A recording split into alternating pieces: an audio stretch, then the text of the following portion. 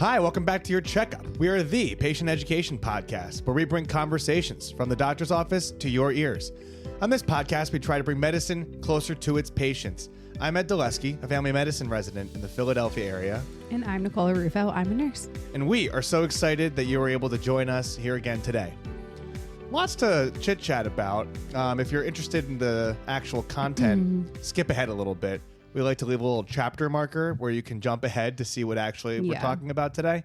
Or don't be a loser and stay for the whole thing. And stay for the whole thing. Well, let's see. We're drinking our poppies here again. Yeah, always our poppy. It's our reward. Feeling good about that. Mm-hmm. Oh, gosh, where to start? We ate... Well, I was going to say we ate Thai food. We went out, we sat at a bar. Oh, yeah, that was good. Got Diet Cokes and ate Thai food. That pad Thai is so good. Yep, you like the pad Thai. Mm-hmm. I like the drunken noodles. That peanut sauce is so good. Mm-hmm. Well, we got this Thai sausage bit too, which was absolutely delicious. I'm kind of blanking. There were definitely more things that I wanted to talk about here. Should we talk about what we're consuming? Oh, yes. Well, we gobbled up. Well, you tell us. What show did we gobble up? Well, we gobbled up Tell Me Lies, which was so good. 1 and 2. Season 1 and 2. Very interesting. It's so good. No, it was so good. Don't watch it with any young children. I don't remember the book being that good. The first season was based off the book, and then the second season, they just went rogue. Oh. Yeah. I didn't realize that. Mm-hmm. I can't read. I read the book a long time ago, and it was fine, but the show just sucks you right in. So did you recognize some of the characters from the book to the show? Mm-hmm. Were they kind of what you imagined they would be, or was it different? Honestly, I read the book a while ago. I don't. So not too sure. Yeah. Gotcha. All right. Yeah, there's that. And what have we moved on? Oh, yeah. I don't know how thrilled I am about sharing this one. Well, it kept popping up on our suggested things to watch. So I've seen it, but I haven't done a rewatch ever, I don't think. If not for a very long time. But we took the plunge and we dove into Desperate Housewives. Desperate Housewives, which for the longest time when I was growing up confused me for Real Housewives of insert place here and Desperate Housewives. Now realizing that Desperate Housewives is just this drama television show. Good. It's pretty interesting. Yeah. I'm studying womanly culture by watching this. This is very interesting to me. So we're going to keep going with it. We're going to... Oh, I remember how I wanted to jump onto here about discussing and singing what we're going to have tonight. Oh, do you want to tell them? Fat rigatoni. Eat straight out the pot. Eat straight out the pot. Which is the song that we sing whenever we're going to eat. Fat rigatoni. Fat rigatoni. We make up songs for a lot of things. We do. Why don't you tell us a little bit about the fat rigatoni? Well, the fat rigatoni is just a spicy vodka sauce with it's not just a spicy vodka sauce. Italian sausage, and then the pasta is a fat rigatoni, not the regular rigatoni. You have to get the special extra fat one. Extra fat. And there you have fat rigatoni. It really pleases me that all of Eddie's favorite things to eat are the simplest things, and he acts like I made this gourmet meal. And it's quite literally the most easy thing. Fat rigatoni, spaghetti and meatballs. What else do you like? I mean, you like everything, but specifically those two. Yeah, I just can't wait.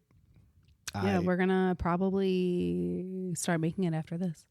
I think we will. That I haven't decided if we're going to the gym or not. It gets so dark out so early. It's getting dark already. By the time we're done this, it's going to be dark. It's going to be pitch black. I Pelotoned already. Me and Olivia Motto had an 8 a.m. date. Well, she's been doing live 8 a.m. on Sunday classes recently. I think starting a few months ago or so. Mm-hmm. So it's a big commitment to get up, get to the studio to do that. I mean, we just walk to the next room. Well, she used to do I forget what day of the week, but like 6 a.m. ones. Oh my God. But she doesn't do them anymore. Wow. Yeah. I'm at Actually, Ride. no one does 6 a.m. The earliest is like, at least for like here is 6:30.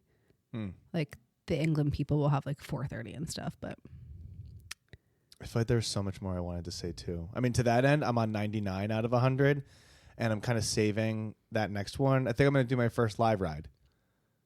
you should. They're fun. With the 100. And then you like log on. I don't know. I guess that's the term. You join it like a couple minutes early and they're like talking to everyone, you know? Yeah. It's like a BTS. You like feel cool. You're like in a live class. What is a BTS? Behind the scenes. Behind the scenes. You know, the H kind of makes me think there should be an H in there in the acronym. But it's a T. For sure. Yeah. But like behind the scenes. The is so like minuscule in the whole acronym. Oh, behind. Right. You would say like Scenes. BHTS. No, BTS. No, right. Because like behind is one word. 2 syllables, one word. Should we tell everyone our latest decision that we made Inform me. as of 3 hours ago? Oh. About Thanksgiving? Yeah. Yeah, this is going to be a hoot.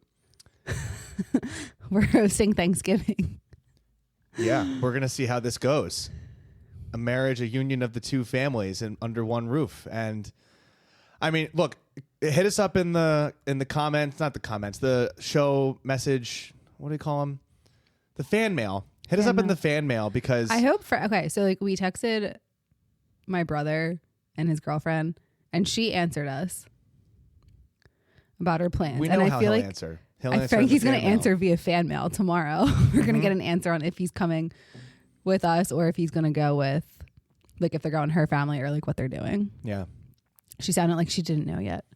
We can't quite capture everyone from my family, but I think we'll get some. Yeah. I mean, it might just be like us and our parents. But who knows? We'll get like a bunch of major players and it'll be great and it'll shake it up and wish us luck. We're going to take all the help we can get, though. No, I don't know what that big thud was either. No. Hopefully everyone's okay upstairs. We have neighbors on the 3rd and 4th floor. Let's see. I feel like we haven't given an update. I feel like those are all the updates. Yeah, we really flew in here late in the evenings on the days that we record and then kind of leave it where it is. We were all meat and potatoes last time. We're giving you a little bit of extra fat up here up front today. We got my wedding ring. Yeah. We picked it out. We did. No wedding plans. Still none of those. We got the ring. Well, God. we put money on the ring so they can start making it eventually. And huge win for the Profs this weekend. Go Profs. Got to go see them with my dad. Oh my gosh. Yeah, that was awesome. D3 football. Love D3 football. Love my alma mater. It's a great day to be a prof. Now that I have some sort of a platform to say that out loud. Oh boy. All right. What are we going to talk about I think today, we've Nick? bored the people enough with our life. I think we have. Yeah. So hopefully, let's see what time that was so I can inform anyone in the beginning and re-record that if you're interested, you can skip to this time. So what are we going to talk about today, Nick? Today we're talking about RSV prevention. So we have an episode about flu, RSV type tings, but now we're talking, this episode will be mainly about the vaccines. Yep. Which are always a hot topic. Always a hot topic. We're giving you the straight details because this is all relatively new. I think it's only been around 2 seasons or so, and we'll review the highlights here. Tell me what is just in case someone didn't listen to that last episode. So, what is respiratory syncytial virus, otherwise known? Oh, RSV? are you asking me? Yeah, I'm asking. Yeah, Oh. Just like in case someone didn't listen to the last episode and. So for those of you who are not loyal listeners and have not listened to our previous episodes, RSV is a very common respiratory virus that affects our lungs and all the little breathing tubes, I guess, for lack of a better description. For like adults, older kids, teenagers, it's just like a bad cold, but it really more severely affects infants. Totally. Most common symptoms are coughing, wheezing, fever, and you can see a lot of difficulty breathing in infants, which is usually the thing that leads families to present to the hospital to have their infant taken care of. So that's why this can be so scary. Either one of us could tell war stories. You probably have more of them than I do, of the sheer number of children that end up in a hospital with respiratory distress from this in a pediatric hospital. I mean, you probably saw them get overrun. I mean, yeah. I have nothing else to elaborate on that. It sucks. Yeah, no, it stinks. It's scary to have a kid in the hospital. It's expensive to have a kid in the hospital. It's very disruptive. And I'm saying all of this to highlight that decreased hospitalization is one of the goals here. So in light of all of this tough situation where you have this incredibly common virus that's kind of everywhere, is really dangerous for little kids. If you couldn't hear, that was our intern in the background. Somewhere along the way, a immunization was developed, and it's called Nirsevimab. And it's really offers some sort of defense against RSV before it happens. And so Nirsevimab is a monoclonal antibody, specifically not a vaccine, which is a very niche thing. I think you're going to hear a lot of people say it's a vaccine. This might be just in the weeds. That's like the colloquial term for it's the colloquial thing, the immunization. It's an immunization. Yeah. And so it's a monoclonal antibody, and that works a little bit differently from a vaccine, where vaccines help promote the immune system in a specific way, but a monoclonal antibody is ready-made in a way that it actually gets at the virus from the get-go. Antibodies already put in straight to target the antibody. Can you elaborate for us, because I was kind of running off there, who is this specific vaccine? See, I just did it. Who is this specific immunization for? So very common for preemies, and then because they're just like kind of their own special category, especially going into RSV season. But then typically, and again, this is newer. So right now it's typically babies who are 8 months or younger going into their first RSV season. And then there are like certain conditions that a infant or like younger child, even between like 8 to 19 months, may qualify or benefit for that you and your doctor can talk about. So off the top of your head, generally, when is RSV season? RSV season's like September, October to like, I mean, how far you want to stretch it? March? I think I was seeing March. Yeah. Reading about, I'd say that. I agree. So but then sometimes it gets weird and you're like the middle of July and you're like, what's happening? Yeah, that happened. Why is the hospital on divert? Because all these kids have RSV. Right. So these things change. So the recommendations for the immunization will probably change. Yeah. But they're important things to think about. So what I want to highlight here is that there are, of course, different dosing information for different size children, which I'm not going to bore you with the details of that, but that's one key piece here. But the other is the data. Like, what do these immunizations actually accomplish?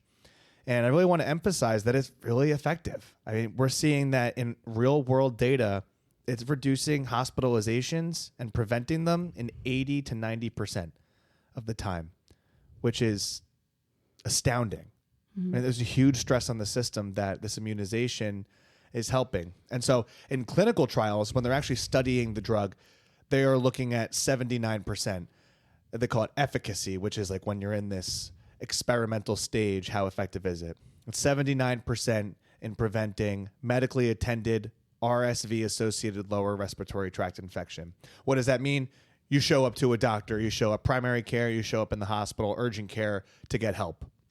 And they're saying it's 80% effective in the trial in reducing hospitalization. It's living somewhere around there in the real world. I mean, this is incredible. And it's like, because even up until like not that, like a few years ago, this was something that was really only offered to like preemies, like little tiny babies in the NICU, and they had to be, a certain week, like a corrected age at this, going into this, or going into this, you had to be like a certain corrected age going into your first RSV season and have like, I forget what the like qualifying diagnoses were, but I mean, like a it was bunch, like but very selective. No, it wasn't a bunch. oh, it's like very niche. Sorry. Yeah. Very niche, very tiny amount of diagnoses Yeah, and that like were tough to get. very expensive. So like it was this whole thing of having to get it approved for those little NICU babies, but You now did it's mention more. you did mention expensive. I mean, I don't have it written down Mm-hmm. here, or maybe we'll get to it later. This is very expensive, which is a downer. It's a big bummer. Yeah. But like anything, I mean, the first I mean, if your insurance covers it. maybe it's just nice that there's finally something that if people are interested, I also, okay, this They is can do just it. purely like my observation. that's what we're here for. I just, how do I want to say this without offending anyone? It seems like people are, like parents specifically, maybe ones who are like not thrilled about vaccinating their children for like the quote unquote like required ones or like the standard ones, but then they're like very much so about the RSV one. Oh, really? I just find it very interesting. The Yeah. immunization. Mm-hmm. Maybe it's because you can see it. Like you can physically see how common it is, and it's hard to imagine what polio was like.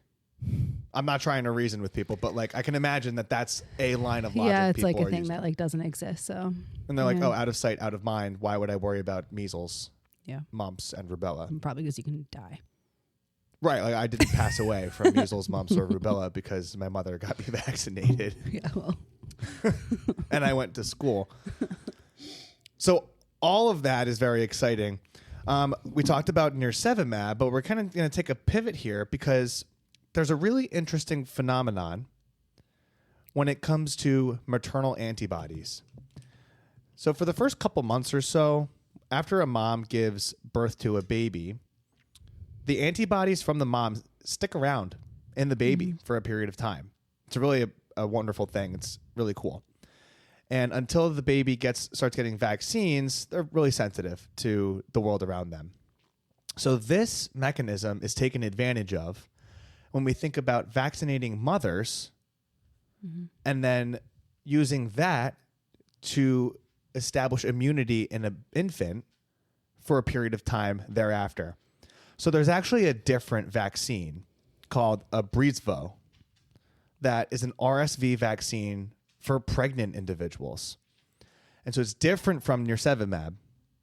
It's a BreezVow, which has a different name. We're going to kind of refrain from using the brand name here, I guess. But you can look it up on your own. And this vaccine specifically works by like I said before, allowing in pregnancy the mother to transfer protective antibodies to their babies through the placenta. I've done too much talking here. Can you pick up and tell us when moms are recommended to get this vaccine?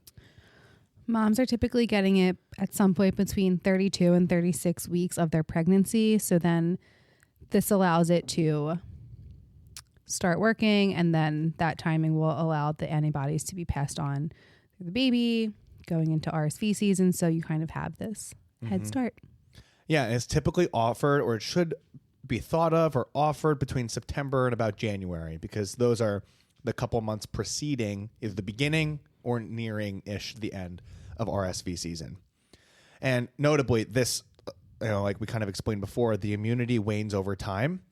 And so this will last the infant through their first RSV season, which is something to consider. All right. Lots of great information here. This is very new. I mean, it's about 2 years old. There are other things out there that people consider to be new, like SGLT inhibitors, like Jardiance, or GLP agonists like Ozempic. And they're like, oh, they're so new. And they've been around for decades. This one, is actually new. Belly up, this is actually new. So that probably leaves people with some concern, I imagine, right? That, oh, it's so new. Do I want to be the first one in line? We saw this with COVID. I think it's safe and effective. I'm casting this thing because I feel like people probably have this perspective, but it's been studied, it's safe and effective, and that's something that I wanted to say out loud. Yeah. Before we do that, let's talk a little bit about the right time, because it's probably going to be a one or the other. Either the mom's going to get it or the baby can get it. They're not going to need both. So that's one thing. And you, whoever's listening, your loved one or a neighbor, should go talk to the person who's taking care of you as you are pregnant or your infant. Have this conversation with them. Yeah. But we're just here to make you aware that something now exists that didn't before. Great. Do you have any feelings about those things? So let's keep cooking then. So I got safety here. Obviously, people are going to have concerns. We kind of teased out this in the last few minutes. Can you take us through for Nirsevimab, the infant immunization, what sorts of side effects or adverse reactions could be seen? Or in general, what safety considerations? I mean, there's always a side effect of temporary soreness at the injection site. Sure. Obviously, you're injecting something into your muscle. Yeah, like that hurts sometimes. That happens. And yeah. It's normal. And for a baby too, I guess. Yeah. But they get stuff. They get the hepatitis B vaccine. It happens. Yeah. Boom. Done. Normal. With everything, there's always a small risk of an allergic reaction, but that's not really something anyone can predict unless you already know that you're allergic to something in it. Sometimes fatigue and headache with the maternal one, but nothing too serious. Nothing that, you'll be fine in a day or two. Yeah. Safe and effective, which is awesome. It could be given with other vaccines during the same visit, including live vaccines. So obviously, of course, discuss that with your own doctor. But this is all information from the CDC. We're not doing anything novel here. We're just collating all that information for you. So as we're talking about RSV here, I think it's important that we remember what the important signs and symptoms are to consider when you should take your child to go seek medical attention. And you can find that in our other episodes, colds and RSV. So now let's take we gave you the information. Let's just take some time and have a conversation about it. I mean, how cool is this that there's finally some tool that can be used? Pretty cool. Right? I mean, 30 children on one service in the hospital for one resident, admitting 10 a night, asking the ICU to see a couple of them because they're not breathing too well, all the time in this season. It's bad. And to have something that could lower that tide a little bit, I just think that's amazing. So thank you for coming back to another episode of Your Checkup. Hopefully today you were able to learn something about the RSV vaccine or immunization for yourself, a loved one, or a neighbor. Please find us on Instagram. Email us at yourcheckuppod@gmail.com. And send us some fan mail if you'd like to get in touch with us. Yeah, Frankie, let us know if you're coming for Thanksgiving or not. And most importantly, stay healthy, my friends. Until and next make your time. biscuits if you are. My name is Ed Dulesky. I'm Nicole Rufo. Thank you and goodbye. Bye.